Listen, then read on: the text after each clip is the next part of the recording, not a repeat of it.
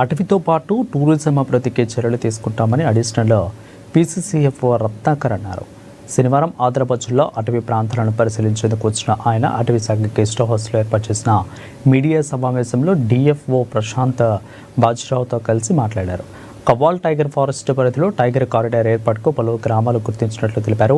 పులులు సంరక్షణతో పాటు eco tourism అభివృద్ధికి కృషి చేస్తామని అన్నారు. ఇక అదేవిధంగా అటవీ ప్రాంతాలలో లక్కన ప్రోత్సహిస్తూ అక్కడ ప్రజలు ఆదాయం పొందేలా కృషి చేస్తున్నామని అన్నారు. ఇక అటవీ సరిహద్దులు రక్షణకు ప్రత్యేక ప్రణాళికతో ముందుకు సాగుతున్నామని తెలిపారు. ఆదిలాబాద్ జిల్లాలో after A map of some years చాలా హర్షపడాను. ఏం చూసి అంటే అంత డెవలప్ ఏరియా ఇది అయింది. ఎందుకంటే నేను DFO Nirmal, I was DFO Nirmal earlier. Then I went on various places into the state. Then I went on central government. Recently I have joined back. And the purpose here, as he told, that I have been given circle in charge for the 4 districts: Nirmal, Jagtial, Nizamabad and Adilabad. So today I came to Adilabad.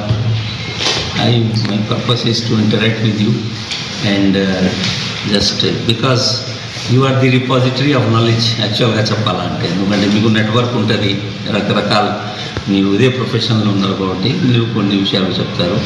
నా తరఫున అయితే ఇది Adilabad Kashmir Kashmir of Telangana అంటారు. And చాలా ఎక్కువ tourism potential ఉంది ఇక్కడ. So more over కావాలే శాంక్చురీ ఉంది ఇక్కడ, ప్రాణహిత శాంక్చురీ ఉంది అండ్ రకరకాల ఈకో టూరిజమ్స్. సో అది ఈకో టూరిజమ్స్లో ఏం ఇన్కమ్ వస్తుంది అది మనము సర్కులేట్ చేసి అది చుట్టూ ఉన్న జనాలకి కూడా ఇస్తున్నాము. అదేవిధంగా